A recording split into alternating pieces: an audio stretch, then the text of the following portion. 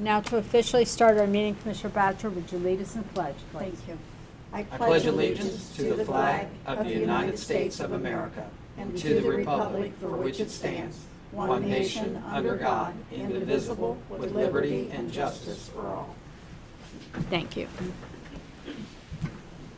Starting our agenda with item B this morning, Board, we have received the regular session minutes of June 16, 2021, and the emergency session minutes as of June 18th, 2021 meetings. And this is for your approval. Are there any corrections or deletions this morning? None. Hearing none, could I have a motion to approve? So moved. Is there a second? Second. Call the roll, please. Commissioner Painter? Yes. Commissioner Batchelor? Yes. Commissioner Corcoran? Yes. Item C, public participation. Do we have anyone this morning that would like to present?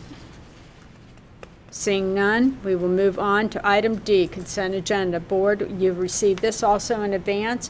We had time to review it. Are there any deletions or corrections to the consent agenda? None. Hearing none, call for a motion. Do I have a motion to approve? So moved. Is there a second? Second. Call the roll, please. Commissioner Batchelor? Yes. Commissioner Painter? Yes. Commissioner Corcoran? Yes.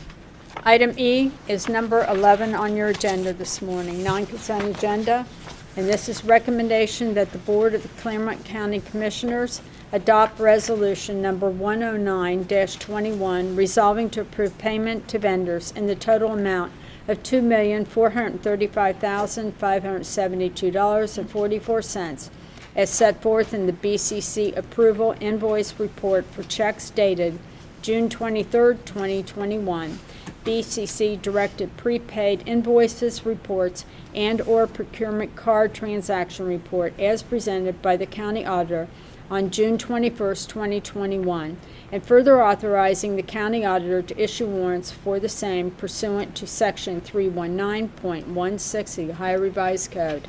Board, do I have a motion to pay the bills? So moved. Is there a second? Second. Call the roll, please. Commissioner Painter? Yes. Commissioner Batchelor? Yes. Commissioner Corcoran? Yes. Item number 12, Craig Reisner. Good morning. Good morning. Craig Reisner, County Engineer's Office. Item number 12 is a recommendation of Jeremy Evans, County Engineer, with the concurrence of Thomas Eigel, County Administrator, to execute record plat number 6293278 for the following subdivision in Pierce Township, and to further execute a combined performance and maintenance bond as well as a performance bond for sidewalks. This is Glen Mary Park Subdivision Phase 2 in Pierce Township. The performance bond is $37,000. The maintenance bond is $10,000. The sidewalk bond is $33,680. Board, you've heard the recommendation to execute record plat number 629-3278 for the Glen Mary Park subdivision in Pierce Township. Do I have a motion to approve? So moved. Is there a second? Second. Any discussion? Hearing none, call the roll, please. Commissioner Batchelor? Yes. Commissioner Painter? Yes. Commissioner Corcoran? Yes. Item number 13. Item 13 is a recommendation of Jeremy Evans, County Engineer, with the concurrence of Thomas Eigel, County Administrator, to execute record plat number 6293279 for Merwin Farms subdivision located in Pierce Township. There are no bonds associated with this subdivision. It includes two private streets, Merwin Farm Lane and Merwin Farm Drive, and these streets will not be for public maintenance. Board, you've heard the recommendation to execute record plat number 629-3279 for Merwin Farm subdivision. Do I have a motion to approve? So moved. Is there a second? Second. Any discussion? Hearing none, call the roll, please. Commissioner Painter? Yes. Commissioner Batchelor? Yes. Commissioner Corcoran? Yes. Item number 14. Thank you. Thank you. Good morning. morning. Chris Rowland, Water Resources Department. Item number 14 is a recommendation by Tom Labram, a project manager, with the concurrence of myself from the Clermont County Water Resources Department, to one, reject the sole bid here for received on 6/3/21 for project number 640160175 relative to the BMW Flockstead Basin 1 and 2 lake intakes and lake intake structure evaluation, rehabilitation, and a painting project located in Batavia Township, and as much as the so bid exceeded the engineer's estimate of construction by more than 10%, pursuant to and in compliance with Section 153.12 of Ohio Revised Code.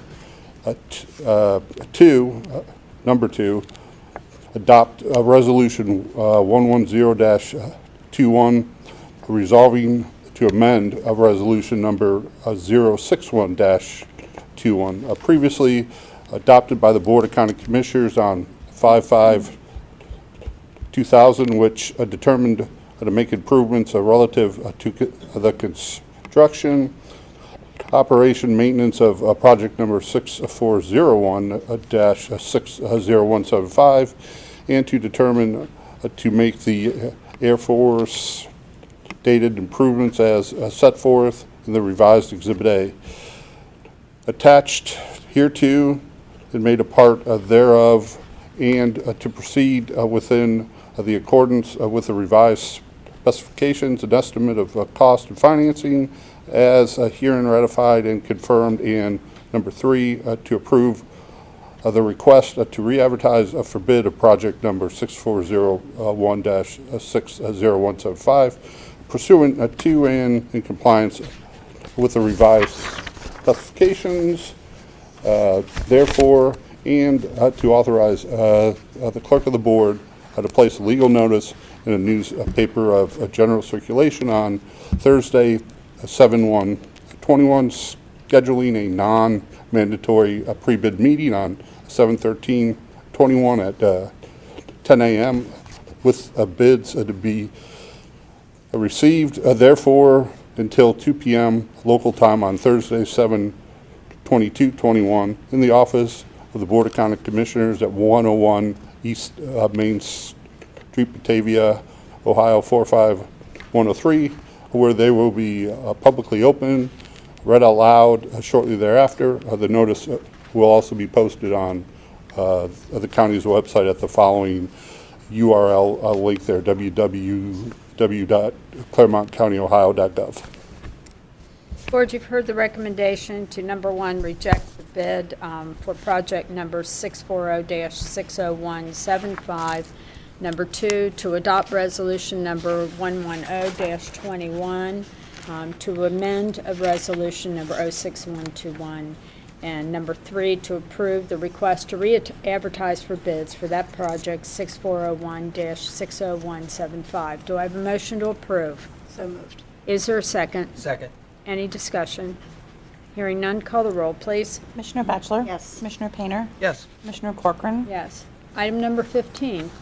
Item number 15 is a recommendation of myself with the concurrence of Lyle G. Bloom, Director of Utilities, Clermont County Water Resources Department, to award the bid of project number 6401-60167 relative to the State Route 1, their 32 water main replacement project between State Route 48 to 28, located in Goshen Township, pursuant to the plans and specifications to J&T Excavating LLC, located at 5367 Mill Creek Circle, Independence, Kentucky, 41051, for the lowest and best bid received on 4/29/21 at the interim prices as outlined herein, for total amount there not to exceed of $1,111,101.50, and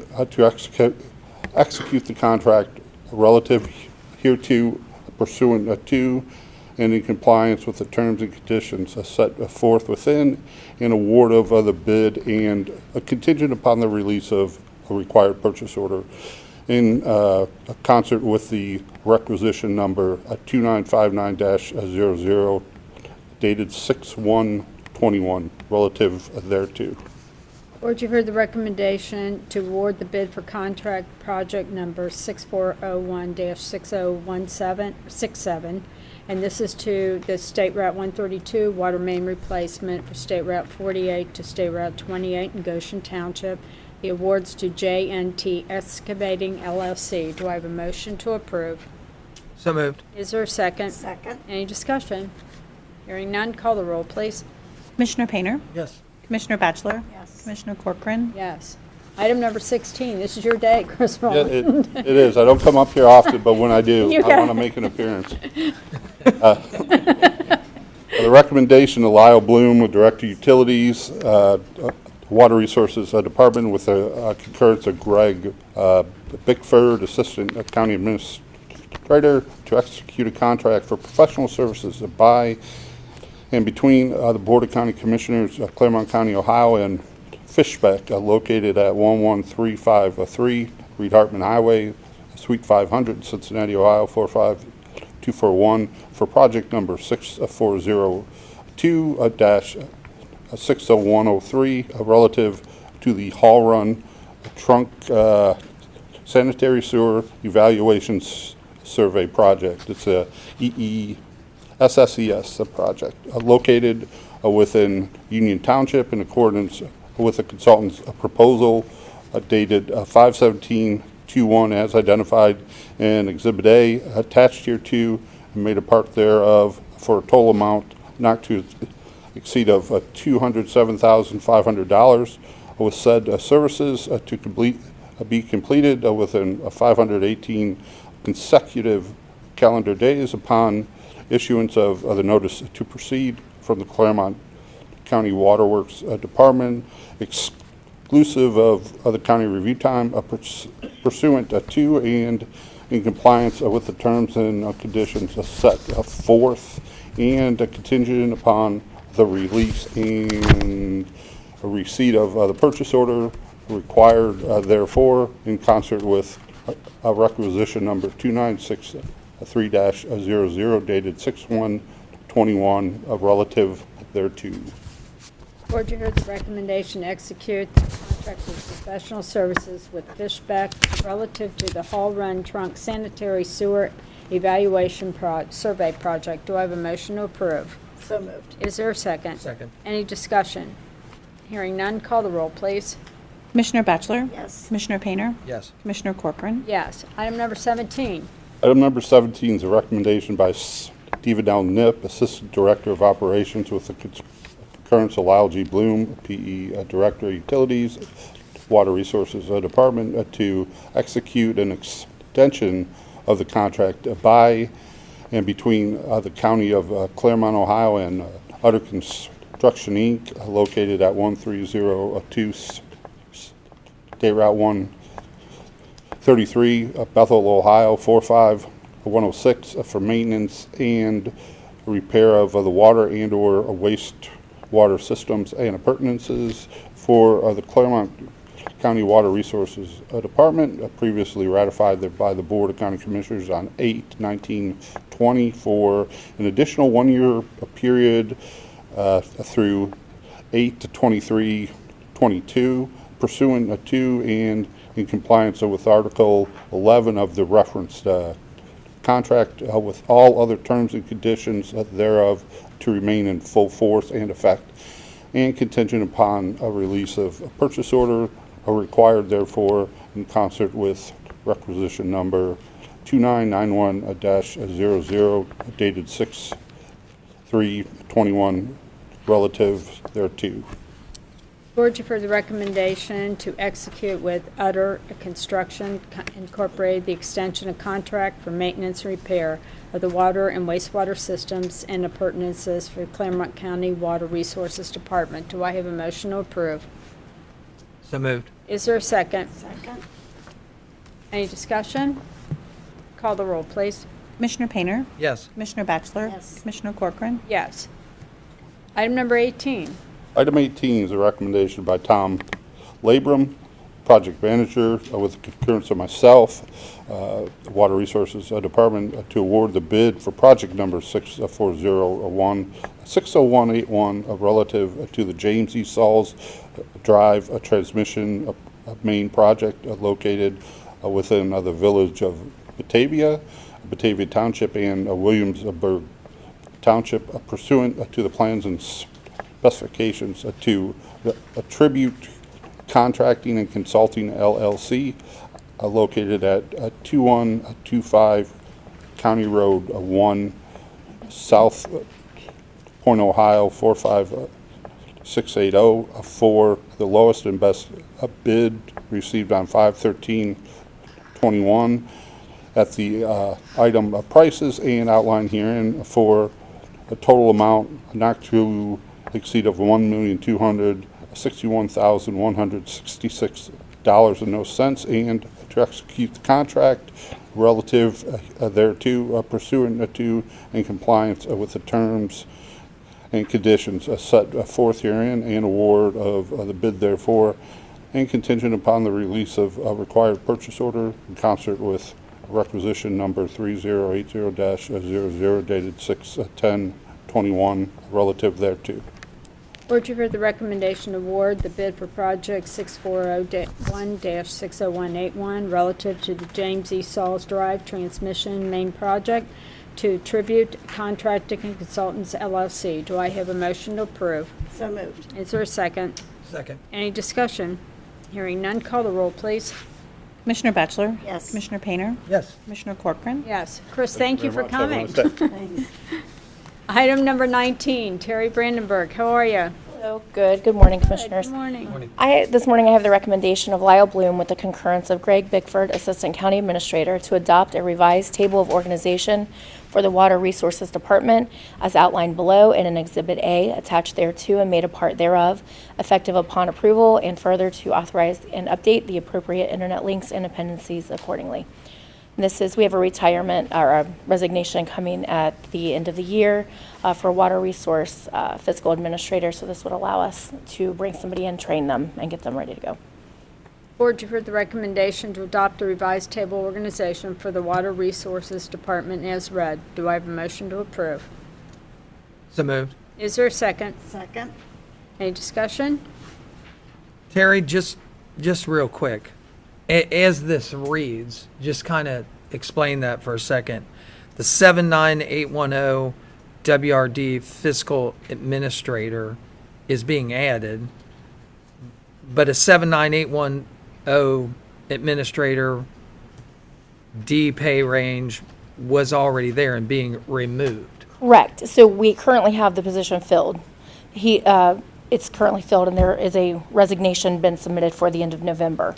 So this would allow a second block for that same position to be on, so we can do cross-training and prepare that person to step in when the resignation happens. Thank you. And so effective 12/1, we would remove the other block.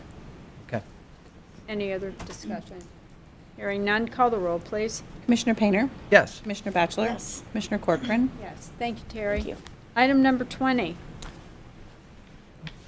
Good morning. Good morning, Commissioners. Amy Irwin with the Civil Prosecutor's Office. On recommendation of Jason Fountain, Assistant Prosecuting Attorney, with the concurrence of Thomas Eigel, County Administrator, to authorize Claire B. Corcoran, President of the Board of County Commissioners, to execute a satisfaction of mortgage, certifying that the terms of the mortgages and promissory notes they secured as dated have been satisfied, and authorizing the recorder to release the said mortgages of record for the following properties as they relate to the CHIP program as outlined below. So we have Colleen M. Kenny of 1268 Holland Drive in Milford, Ohio, 45150. Her parcel number is 18-40-25B-030. And there's two mortgages that are being satisfied for this property. The first one was executed on June 30th, 2005 and recorded on September 2nd, 2005, which is official record book 1911, pages 301 through 303. And the second one was executed September 28, 2005, and recorded on October 20th, 2005. Official record book is 1925, pages 28 through 30. Board, you've heard the recommendation to execute two satisfaction of mortgages, and this is as read for the properties identified. Do I have a motion to approve? So moved. Is there a second? Second. Any discussion? Hearing none, call the roll, please. Commissioner Batchelor? Yes. Commissioner Painter? Yes. Commissioner Corcoran? Yes, thank you. Thank you. Good seeing you. Item 21. Good morning. Morning, Commissioners. Person, Phil Pumphrey, Clermont Transportation Connection. It's a recommendation of Phil Pumphrey, Director, Clermont Transportation Connection, with the concurrence of Thomas J. Eigel, County Administrator, authorizing Claire B. Corcoran, President of the Board of County Commissioners to execute a letter on behalf of the Clermont County Board of County Commissioners to the Ohio, Kentucky, Indiana Regional Council of Governments agreeing to the funding split for a full year, 12 months apportionment of FY 2021 Federal Transit Administration funds, the Coronavirus Response and Relief Supplemental Appropriations Act funds, and the American Rescue Plan funds allocated to Cincinnati urbanized areas shown that I gave to you last week and shown in the chart below.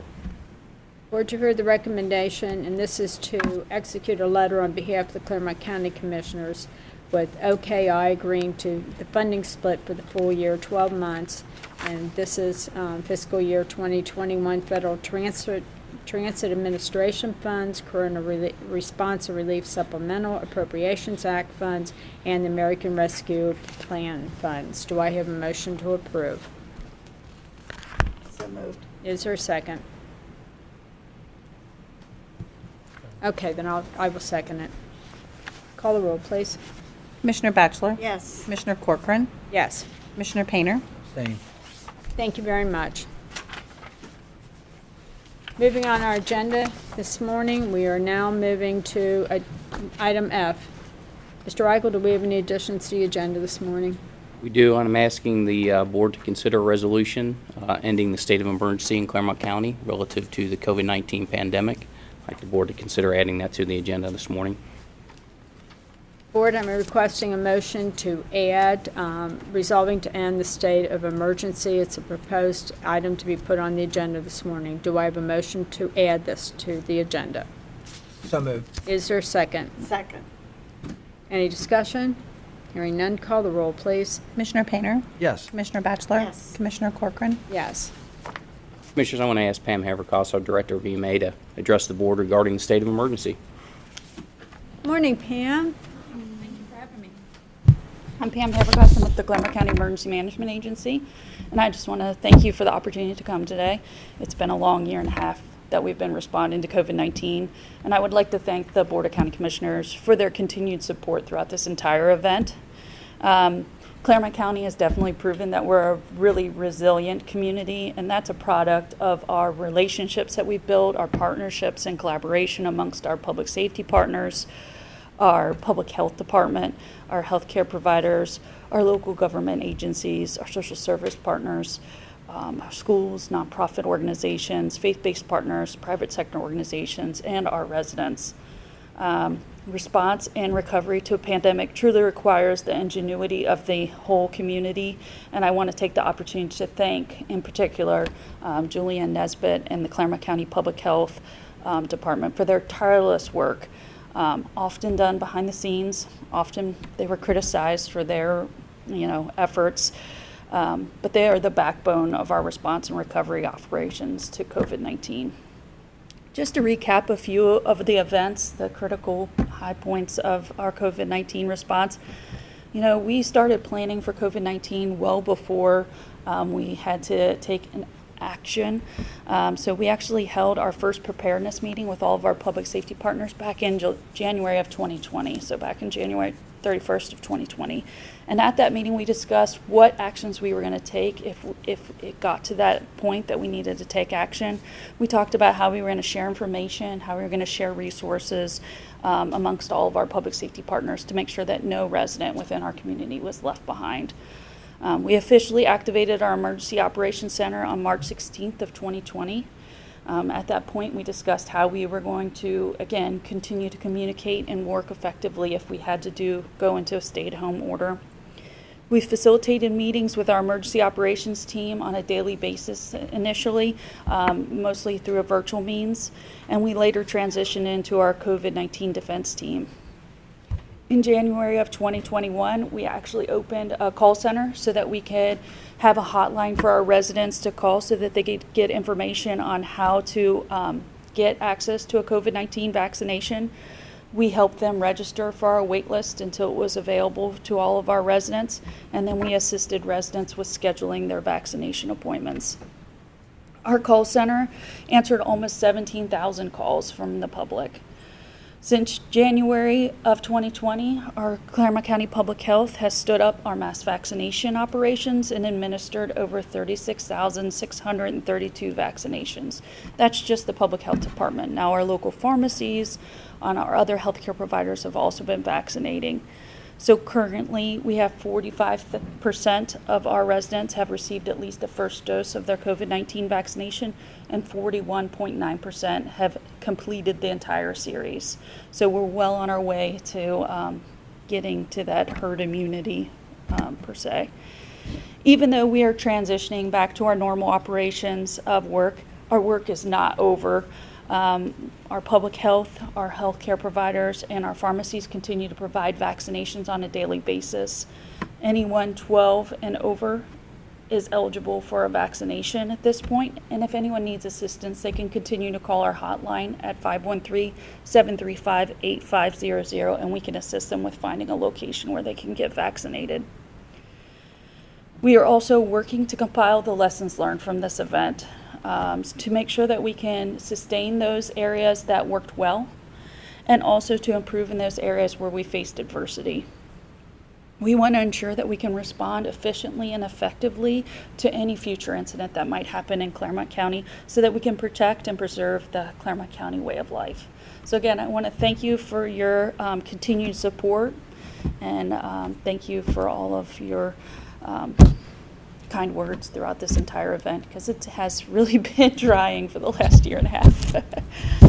We can't thank you enough, can't thank your staff enough, and the health department for that whole coordination from the very beginning all the way through, daily updates and keeping everybody posted, and most of all taking care of all the citizens in Clermont County. What a tremendous, tremendous job all of you did, and we thank you.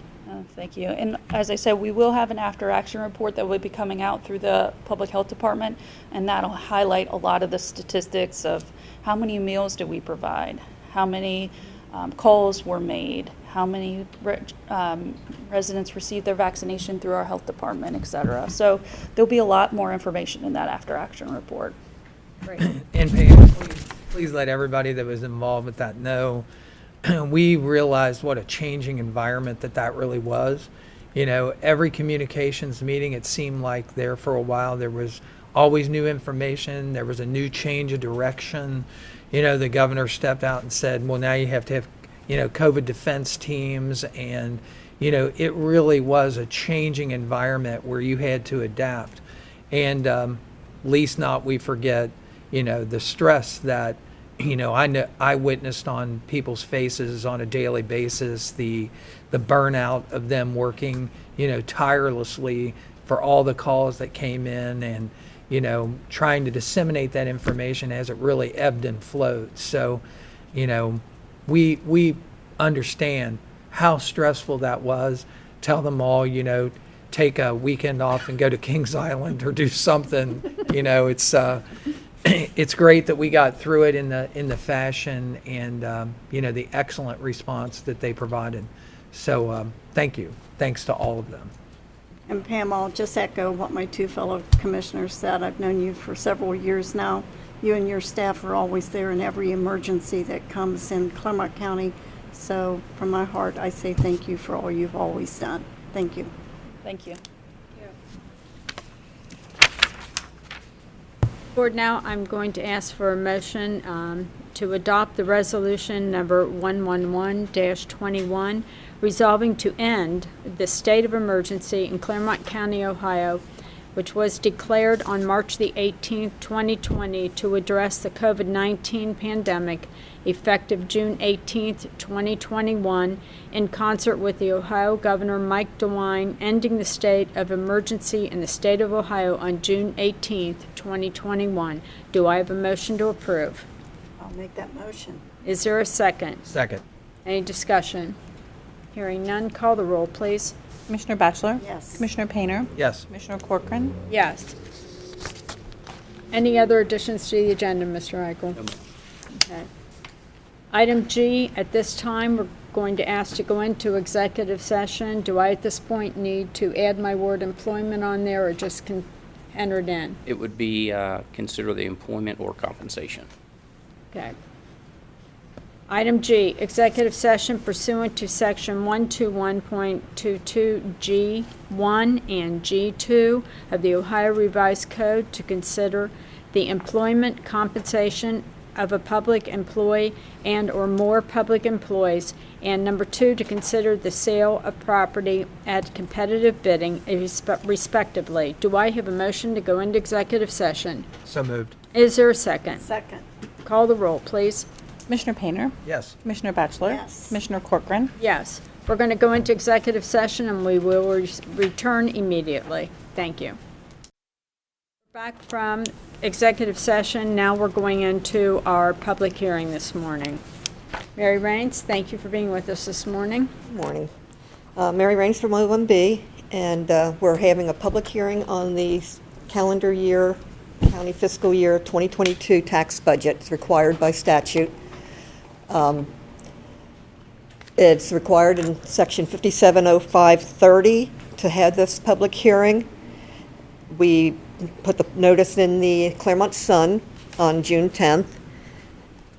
We will plan to adopt this on the 7th of July in accordance with 570528 of the revised code. And the details that are in this are set out again within 5705 of how the structure of the tax budget is set up. This proposed tax budget is reflective of the requests submitted by the departments and officials. We put the public inspection copies downstairs in the auditor's office and in your front office, as well as on the commissioner's webpage, so that anybody who wanted to come look at it could come and view it.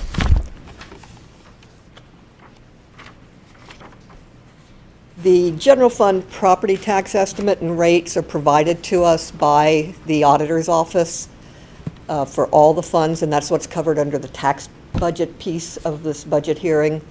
The inside millage is 3.2 mils, bringing in about $16.5 million. The outside millage are the voted levies of the county, and that's another 6.6 mils to bring in about $27.5 million. So from the property taxes, it looks like we'll bring in around $44 million countywide for the commissioner's departments. This is based on the valuation that the auditor has provided for 21, which is the same value as we had last year, $5,152,835,830. So that's an increase of about an 8% over the prior year's county valuation because there was a revalue year.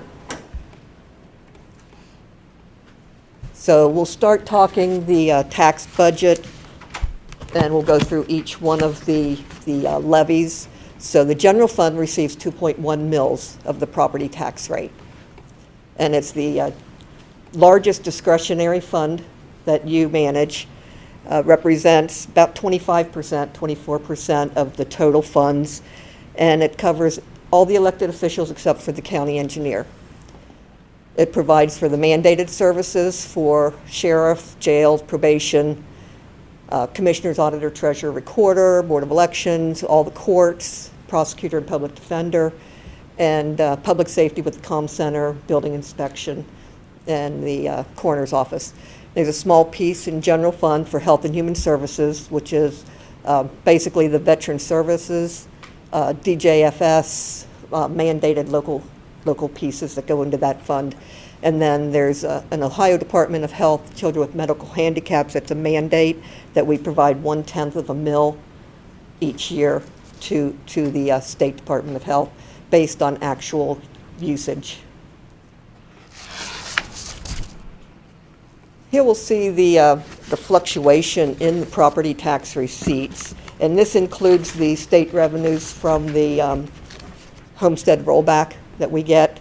And you'll see the fluctuation here that I'm showing are basically from the revalue or the triennial updates. So you'll see most of them go up in those years, but here in 2011 to 2012, you'll see a reduction, and that's pretty much the catch-up for the 2008 recession. There was a revalue year in 2008, which brought property values up. Then the recession hit, and it took a couple years for the Board of Revision changes and all that to come in to actually show us an impact to the receipts with the county. So we took that little dip down from $9.73 million down to $8.67 million in tax revenues that year. So I think that shows just a very interesting trend. The revalue and triennial updates happen every 3 years. Revalues are where they go out and actually view the properties. The triennial is when they take sales and different reviews other than physical inspections. Now, this is the trend of the general fund revenues by the different types of revenue. By and large, our sales tax is the biggest revenue that we have, and it makes up about 50% of our operating numbers. Our total operating numbers have gone from $60.7 million to $66.2 estimated for next year. So you see that sales tax at $32.9, going up from this year's $32.1, from 2020's $30.7 million. Now there's some interesting things here that are going on. We had the pandemics that happened last year, and we would have expected that the sales tax would drop, but actually it went up like $470,000 over our original budgeted estimate. And we can thank probably the internet sales, the Wayfair decision, for a good piece of that, and because people were at home and they spent more money. There's other impacts to it, I'm sure. The Wayfair decision and the ability of the legislation to adopt it in August of 19. Right. Now, the legislature is again looking to exempt some goods and services from the sales tax. So we don't know what that's going to be. It's like temporary employment services, gym memberships, and things like that. And over the years, they've dropped things from sales tax that has impacted us. Now, this estimate here for this year, which is going to impact 2022 as well, this was based, we did this estimate in May, early part of June, and we looked at a 3% increase for the last 7 months of the year. Well, June's came in, and we were 14% over the prior year, June, and like 50% over the year to date. So, we're going to be reviewing that as we go along, because it looks like the preliminary numbers from the state for next month are going to be very similar. So we'll be watching that. We can look for something to happen up there. Charges for services, it's about 16% of the total revenue estimate at $11.2 million next year. And it fluctuates somewhat. That is where you're going to see conveyance fees are in there, comm center fees, which is before you, for consideration the next week, 2 weeks, month, whatever, sometime coming up. We did have an impact on that, and we have it going down next year because of the use of some CARES monies in there passed along. There are other things in there. The tax settlement fees, recorder's fees, sheriff's fees, and so forth are in that and impact that change. Then you'll see that property taxes is, very small piece compared to the others. It only comes in around 14% of the general fund.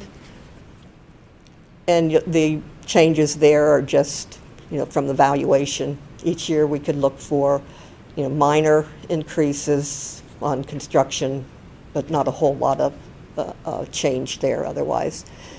While the valuation went up 8%, we're only putting in around a 7% increase because you're going to see delinquencies and Board of Revision impact some of those values. The intergovernmental is about 11% of our general fund. In 2020, it only went up from just $6.3 million stayed pretty flat. And that was because we, I want to say, lost revenues because of the pandemic. The indigent defense revenues went down, and the casino revenues. Local government, the only reason it didn't go down too much was because we had 13 months in instead of the 12 by the time it got distributed. So those monies are the things that are coming from the state and federal governments. Investment income has been a nice part of our revenues, around $2 million. But because of the changes in the investments, as they come due, as they mature, the rates of reinvestment are lower. So the Treasurer's Office provides this estimate through their consultant, and he's taking it down, they're taking it down to $900,000 for the next 2 years, this and next. And to date, we are about 60% below last year. Now, last year, the estimate had been 1.7 million and it came in at 2.2. So, it did do better. How it will go, especially with it being 60% behind, those are probably a lot better estimates. The 500,000 transfers, that's the certificate of title fund surplus that the clerk of common pleas passes back to the general fund each year. The fines and forfeitures are just that. They're, what comes in from the state. The drop last year, you're going to see, is because the courts were basically closed down for a portion of the time. So there were no fines and so forth. Traffic fines were down over $111,000 last year. So they're looking to get back somewhere on track with the $960,000, $970,000 these next 2 years. Licenses and permits are the building department fees for the most part. The others are just some minor revenues that go in there, license for vendors and cigarette licenses. And then we have other receipts, which are lease payments that we receive revenue from the One Stop Family Support Center, Office of Education, airport. And I think for next year that the comm center plugged in some lease revenue coming in from the Goshen Tower that'll be put up. So lease that to others. So that has the growth there in the operating fund going up to 66 million from 65 million this year. But all told, if you just do a quick comparison to 2020's budgeted estimates to look at what we lost, and now this isn't the formula that the federal government has come up with for us to do that, but our revenues were down $1.8 million just in the various categories that we had projected. Then you add in here the non-operating, which it all fluctuates depending on what's going in there. That's where we do the advances. We give funds advances and then they repay us. So those come in there as non-operating. The conveyance fee that is dedicated for economic development, that's a non-operating revenue. So it's 1/3 of the total conveyance fee. DJFS, Southwest Ohio Regional Training, is also non-operating because DJFS pays, they have a revenue that comes in to support that out of the general fund. And then there's a couple other small ones that are in there. Mary, when it comes to revenue, where do we budget, where do we account for the $20 million of ARP money that we have already received? We will get to that later on. Those go into special revenue funds. Okay. And this is strictly our county general operating fund that we're looking at now. Okay. So that is in a separate fund. Thank you. Now, this is just a quick look here. I think I went through that pretty much as we were going through it. That permissive taxes, sales tax is the largest. And then there's the charges for services that are next. So that's just another look at how the revenues come in.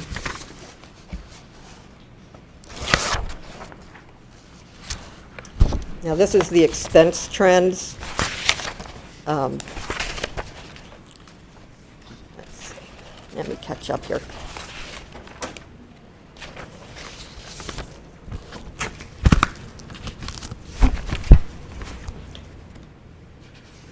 All right.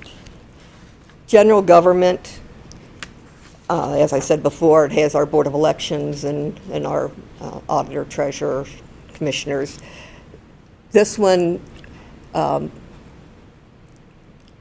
$14.2 million, is about 19% of the expenses in the general fund. The Board of Elections has got some increases in there, going up about $527,000, and that's $350,000 above their presidential expenses. And they've got some salary actions, a new employee for IT efforts, and I think that's the bulk of it. Then they've just got budgeting for a full general election, and specials are in there. Increases in there also included are ISD, some ISD facilities. There were some staffing changes made throughout the year for partial years, part of the year, and next year it jumps up because you're annualizing those for the full year. So that's where you see some of that increase. Health and Human Services, excuse me, is looking at like a $740,000 increase over the 21 spending. The bulk in that is the Veteran Services, and they're adding a Veteran Service Officer. They've added that each year and have not filled it yet, but I think they keep that in there as a placeholder. They're allowed to get up to $500,000, and that's about $2.5 million, and their budget request is about $2 million. So they're below the actual that they can ask for.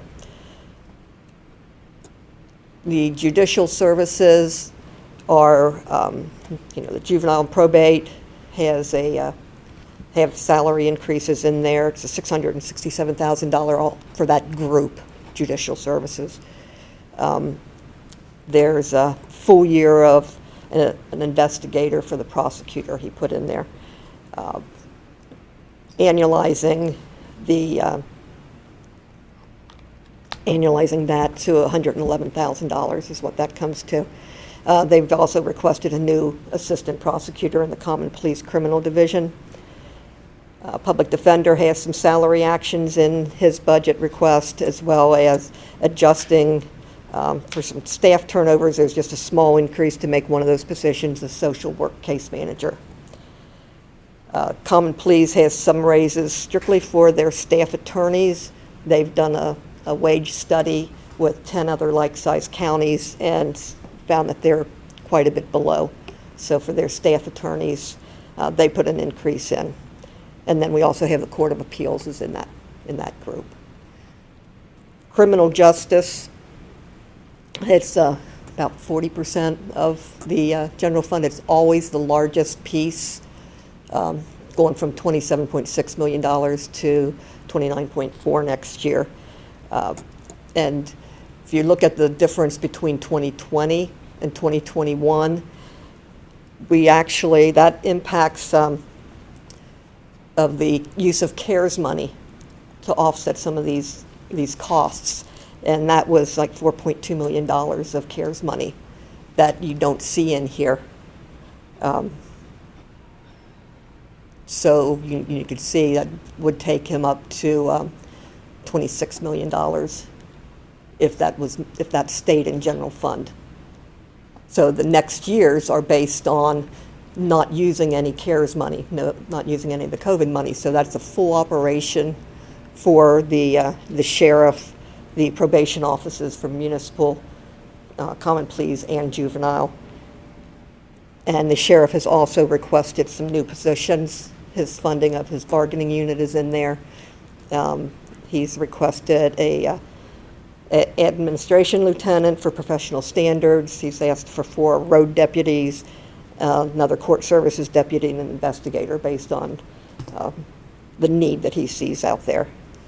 Juvenile has requested salary actions, and they're also adjusting for some reclaim. There have been changes in their reclaim laws, I guess, grant restrictions. So they're having to shuffle people around to meet the criteria to be able to be paid out of reclaim. So some of those people are coming back into general fund, and they're having to adjust their salaries accordingly.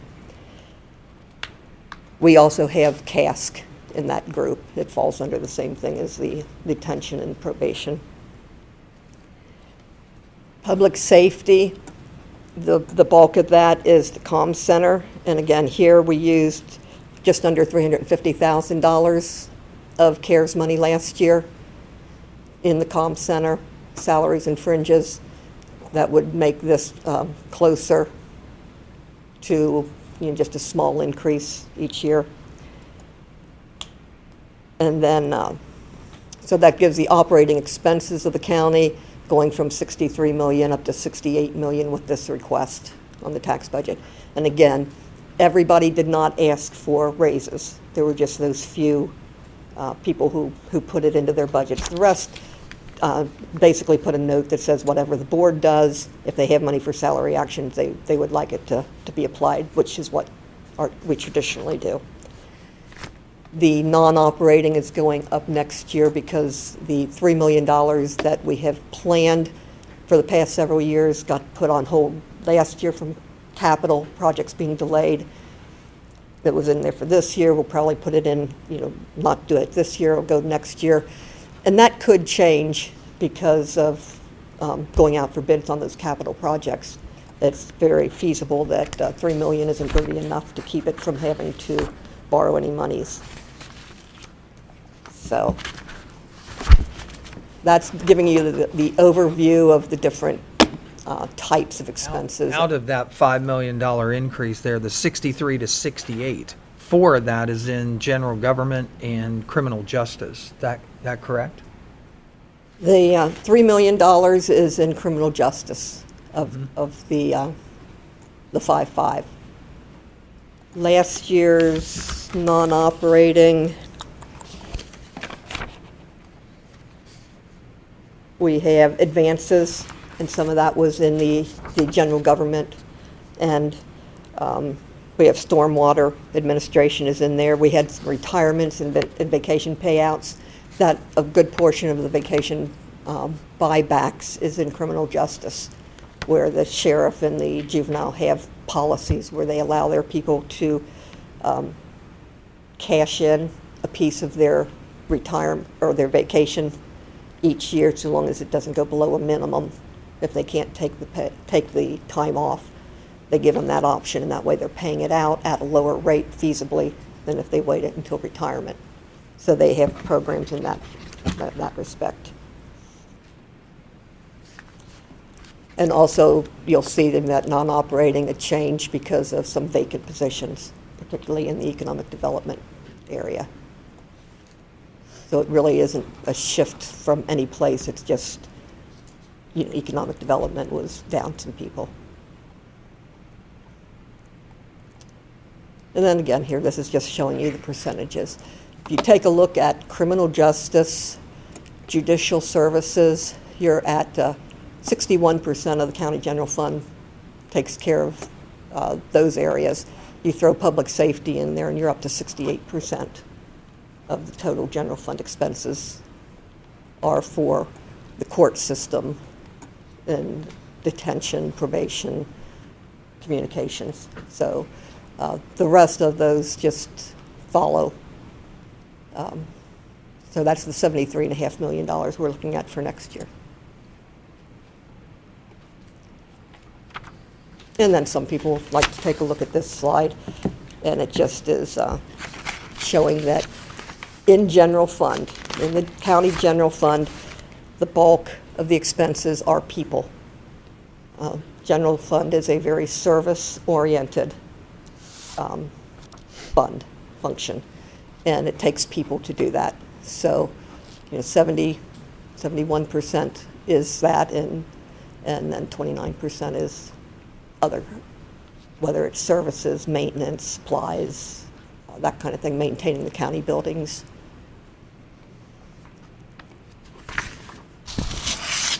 Now here's an estimated cash flow based on these numbers.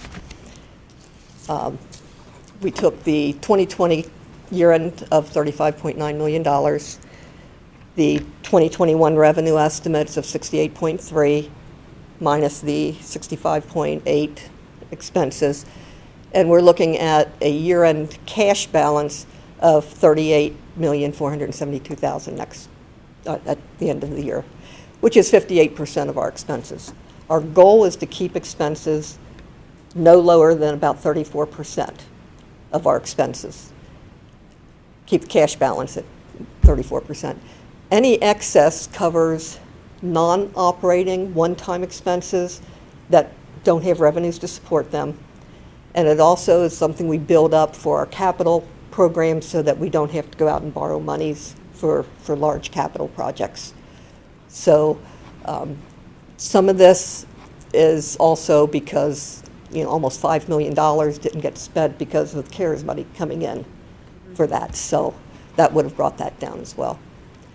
So based on the revenue estimates for next year of $68.5 million and the expenses of 73, we're down to about 33.5%, or $33.5 million for a 46% fund balance. As I said, the impact from the CARES money being used has helped our fund balance stay up there. And it also, we want to keep that in mind that this is not the lowest point of our fund balance in a year. December is not the lowest point. The lowest points usually occur right before taxes. So February and July is when we'll see a lower cash balance.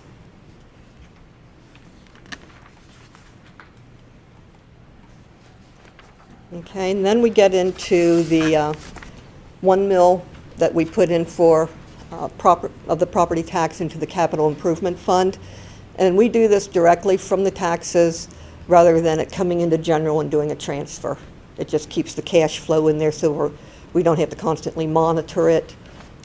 And it also provides enough money to meet the annual needs of maintaining the buildings and the equipment. So it's coming in and showing that we are going to receive about $8.4 million next year and spend about 11.7. Some of the funds that are, or the projects that are hoping to go forward are the juvenile building, the engineer building, and some of that money could be under purchase order out of this year's budget and just not spent. So you keep in mind, this is a cash basis that you're looking at here in this chart. Typically on that account, though, we over-project and underperform. We react to the needs of our facilities. Right. Maybe that's a different way to explain it. That's a better way to do it, Mary. All right. Then the Alcohol, Drug Addiction, and Mental Health Fund has 3/4 of a mil property tax rate. And they're showing that everything that comes in, they'll be spending next year. Most of what they have is actually directly going out to their vendors, to the recovery center, to Child Focus, and those. They have very small staff. They're also looking at an increase next year because the the SOARS grant, the State Opioid Response Grant that helps fund the female cask, has gotten an increase of about $350,000. And their substance use disorder federal block grant is also anticipating some increases. So that's why they're going up from 8.7 to $9.6 million coming in there.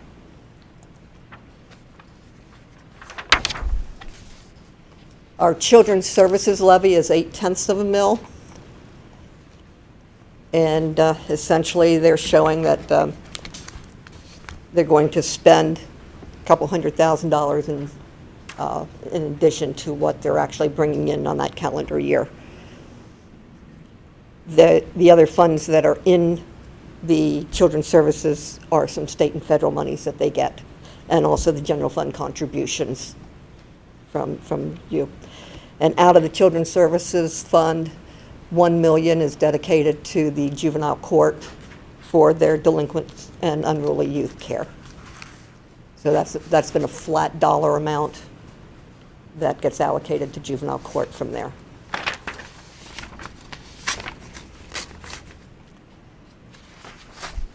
Developmental disabilities funds is 3.25 mil property rate. And right now they're showing that they're going to expend 21.8 million versus their 18.6 that they're going to be bringing in from their various revenues, the bulk of which, again, are the levy funds. So out of their revenues, 13 million is about the levy from that. They also have some monies going into their funds that they transfer to their disabilities residential treatment fund. So they'll move money out of their levy funds into the other.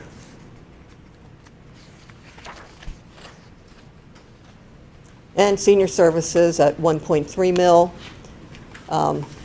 Anything that we bring in, we pass through to senior services through a contract. That contract is broken up between the transportation piece that in their bid for the monies, Clermont Senior Services provides an estimate of what their transportation is going to be, and that runs through our CTC fund. And then they get some rider information and so forth that they do some things on the side that we're not involved in. Thank you. And so the money passes through. So the levy comes in and it goes out.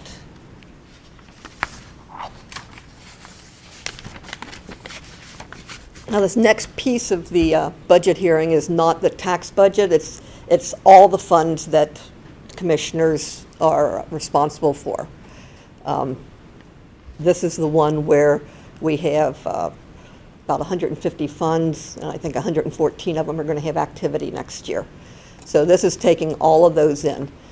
When you're looking at the general fund, it's not just the county's general fund operating fund, it's also the sick leave and vacation liability funds are in there. The budget stabilization fund is in there.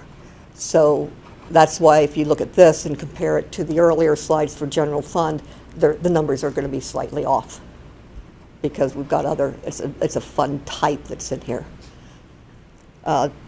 Discretionary capital funds, for the most part, is the county capital fund in here. It also includes the economic development capital fund, which we moved $1.7 million into it last year for the track funding, the local share of track funding, and that comes out of the excess conveyance fee for economic development in the county. Special revenue funds, this is the biggest piece. There are 78, close to 80 funds in here in the special revenue funds. And this is where you're going to see the CARES Act money impact here. You're jumping from $74 million in 2020 to $98 million this year, and then down to $89–90 million next year. The difference in that is we're getting the American Recovery Funds, $20 million this year, $20 million next year. We received the CARES Act money last year in 2020, but then there's also the emergency rental assistance monies, and there's about $8 million sitting in there. They did not estimate anything for next year. I don't know if that number hasn't been made available to them yet or what, but there may be, this group may even go up further on there. But all told, there's a net increase of like $30 million just from the CARES money coming through the county. Enterprise funds are the water resources funds, including their operations and their capital. So you'll always see fluctuation in here based on their 5-year capital plan. So they're looking to kind of beef up the wastewater next year. You'll also see revenues double counted because you put in, they fund some of their capital through transfers from their operating budget. So the ratepayers pay, and so that'll come into their operating funds as revenue, but then when it goes into the capital, it goes in as a transfer. So it's those same dollars that are being moved over. And when you see your surplus transfers that you do periodically for the capital, those are really surplus funds that have come in over past years. They transfer to invest in the bank where they've got bonds out, so that it stays there, and they bring it into the county's portfolio when they need it for projects. So some of these monies you're going to see is double counted, if you want to say that, when you're looking at the revenues. Outside agencies are, again, DD, mental health, FCF, solid waste, soil and water conservation district. So those fall under there. We pretty much do their budgeting for them, but not a lot of other transactions of business come through the county for those, with the exception of solid waste. That's under the commissioners, Adams County and Clermont County. The DD is down about $700,000 in their operating, and they're planning to increase their funding for their disabilities residential by another $300,000 next year. So there's some kind of offset in there. Again, mental health is up because of those grants. And soil and water also is getting several grants from the H2 Ohio grant and some U.S. Fish and Wildlife grants that are coming in. So they're beefing up in that area too. So that's one of the reasons you're going to see some increasing from this year into next year. Our internal service funds, those are our fleet, telephone, health insurance, and workers' comp funds are in there. And those are all funded, again, from transfers or payments from other county agencies into those funds to support them. The change you're going to see there really is workers' comp last year got about $4.8 million in dividends from the state. Dividends and rebates, reimbursements, they called them several different things. But that amounted to a one-time thing. So there was a big jump last year, going back down to pretty much a normal flow. Then you have the assessment debt, general obligation debt, which is really an assessment that's left on an old general obligation note, and then the OPWC. The geo assessment for Olive Branch Stone Lick will be paid off in 2023, I'm sorry, not next year. And then the OPWC has several engineer projects that are 20-year loans. There's a 25-year loan for Monroe Township roads. So that's what you're seeing in those debt funds. And that fluctuates just based on when the principal and interest rates are.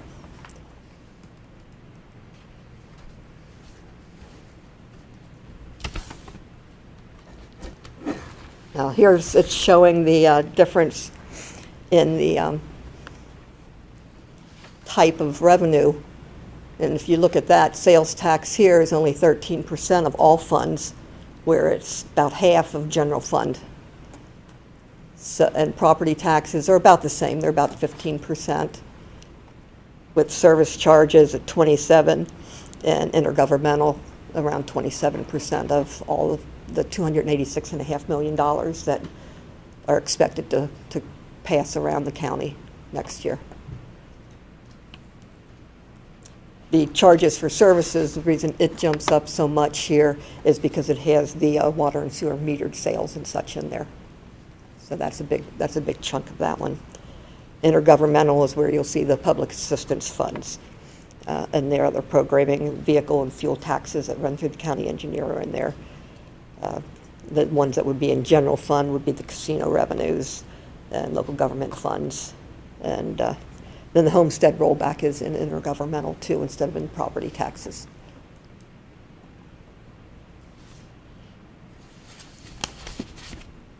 All right.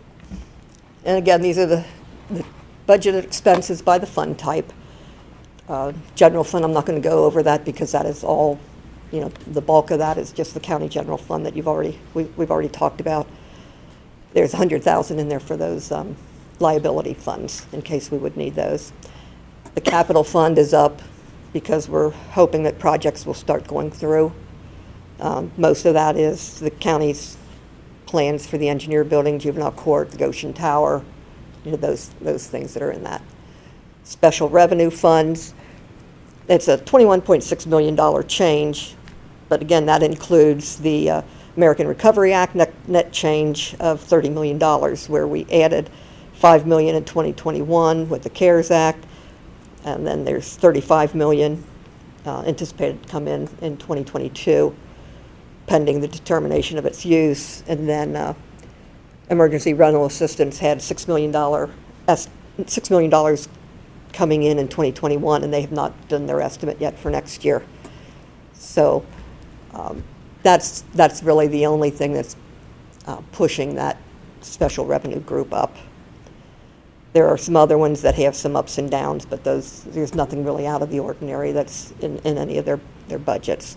The engineers down a little bit because of the capital expenses. DJFS has some minor increases. Sheriff has some special funds that are in there, so that's all that's there. The enterprise funds going up to $69 million from $61 million. Again, that's a fluctuation in the construction funds. And sewer construction is going up almost $9 million, but then there's about a little over $1 million reduction in the water construction, and you had that presentation last week, I think. Outside agencies, it's the same stuff with the revenues on the expense side. What's coming in, they're planning on spending, and the same increases are going there.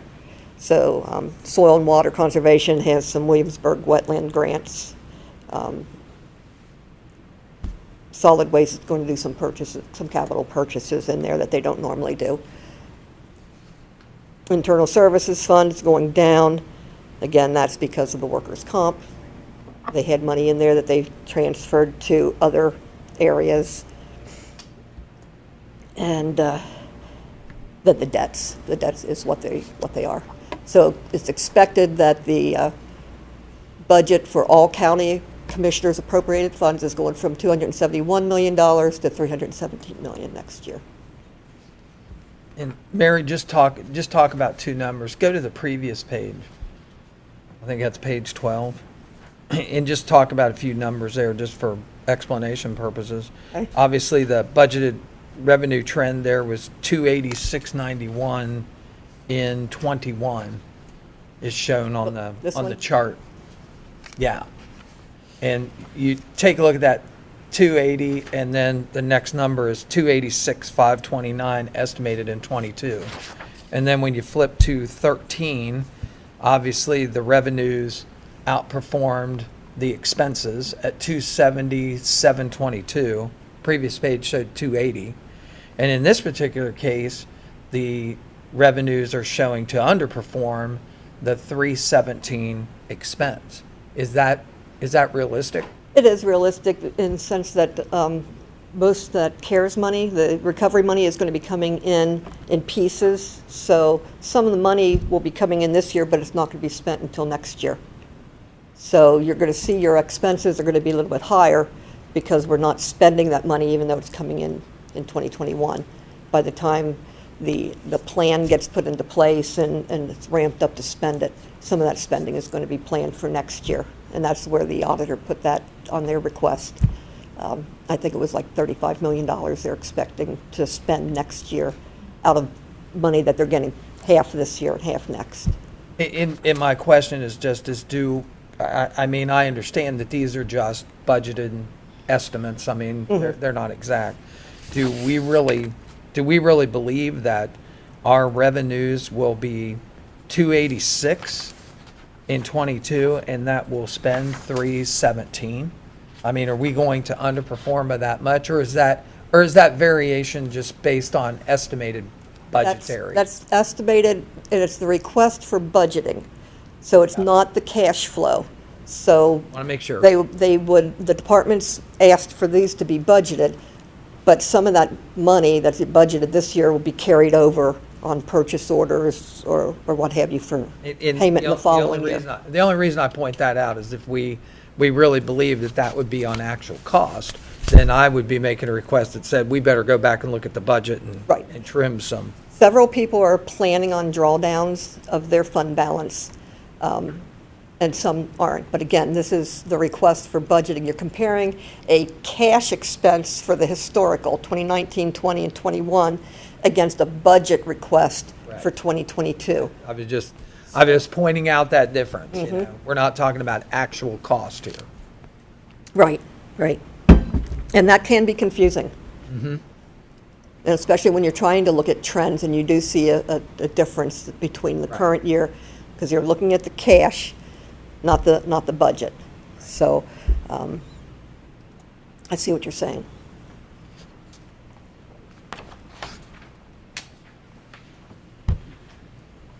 Let's see. All right, this is the one where we're looking at the type of expense for all funds. Now, in general fund, the personnel costs were 70% or better, but when you're looking at all funds, you're down to 37%. So you're seeing much more into the actual money going out to others to support infrastructure, for capital. So you're seeing a lot more that's being spent on things and upkeep versus the personnel that are in there. And that's because your enterprise funds and your capital, they don't have people. They're part of this. So the personnel cost being 37 versus 70% in general fund is about the trend that you're going to see historically too. One of the things that was on that previous slide showed the environmental water resources at 23% of the expense. That may well be impacted by the American Jobs Plan, depending on what finally comes out with that as far as being able to spend it on infrastructure. Right. Because right now it's showing in general government. Okay. And when you decide, when it's decided what that is actually going to go in next year, you'll start seeing that under some of these other categories, which will impact that quite a bit.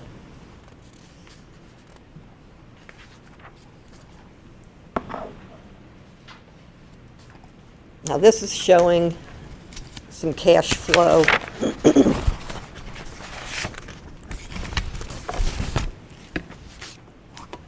In general fund. The general fund type, again, this is not just the county's operating general fund, it's the fund type, is showing a $44,722,000 cash balance.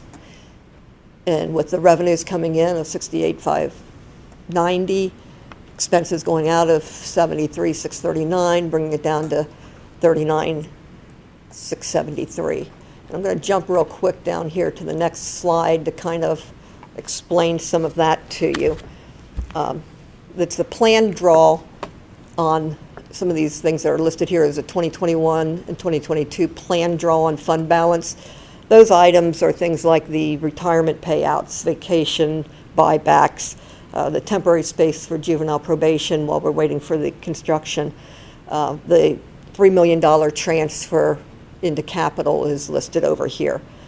And then in 2021, this $506,000 includes the recorder scanning project that's expected to be wrapping up this year that you've funded for the past couple years to get them up to date. So when you're looking at this here, general fund at 39,673, I'm sorry.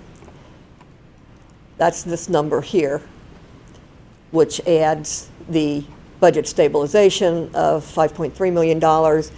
Then the sick vacation liability had $950,000 that we're going to spend. We're planning to draw down the fund balance about $95,000 next year. So that's that $39,673 you're seeing on that previous slide. when we back out the non-operating out of that, the cash balance that we went into this year with was 34.9 million, ending up about 30, I can't see that, sorry guys, 36.3, and then next year 31.2, and it's still about 46% of our expenditures, any way you look at it. So then at the end of 2022, we're looking at 37,381.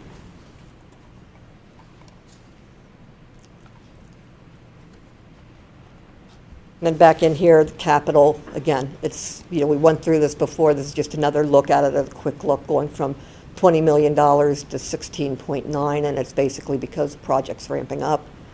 Special revenues going from 46 million to 28 million, and you see here that 2022 is planned to spend those monies. Now those recovery monies, we have until 2024 to spend. So they're putting it in at this point in 2022 just as a budget placeholder, not knowing what we're going to do with that. So some of that may not happen for 2022, and it'll go on to 23 and 24. And the enterprise, pretty much keeping it flat at $14 million, just a $700,000 draw. The other agencies, they're planning to draw down some monies. The developmental disabilities is the bulk of that. They're planning on $3.3 million for services that they're going to draw that fund balance down. And then Family and Children First is going to spend down a couple $100,000.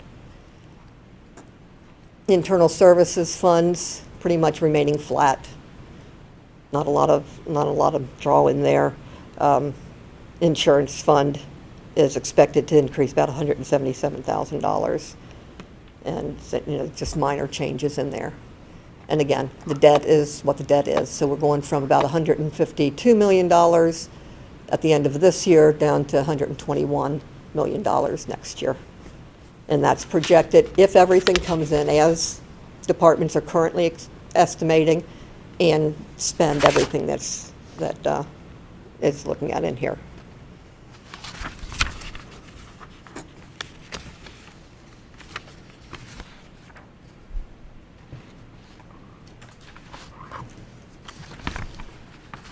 Then we have a couple of funds that we want to keep an eye out on, a close eye on.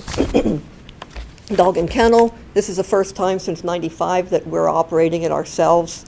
So we really have to keep an eye on what's going on there. We're not going to have a good first year, because there aren't going to be 100% staffing level for the full year. So those things have to gear up. So we just have to keep an eye on that and see. License fees were up 16% from May, even with the extension of the deadline for purchasing dog licenses to July 1st. So, it's looking pretty good. We're running slightly ahead of 2019 in the revenues.